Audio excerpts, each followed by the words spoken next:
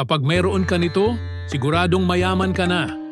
Isa itong mamahaling gemstone na tinatawag na red ruby.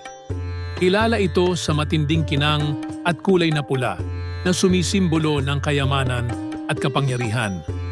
Madalas itong hinahanap ng mga treasure hunter dahil sa mataas nitong halaga sa merkado.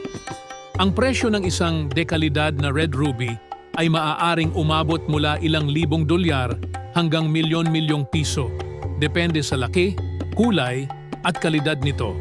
Halimbawa, ang mga high-grade ruby mula Myanmar, Burma, ay pwedeng umabot ng higit 1 milyong dolyar, mahigit 50 milyong piso kada karat.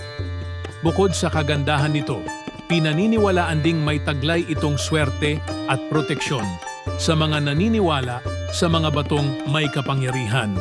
Hindi basta-basta makikita ang red ruby dahil bihira lamang ito at kadalasang natatagpuan sa malalayong lugar. Kaya naman, kapag nakahanap ka nito, tunay na napakapalad mo.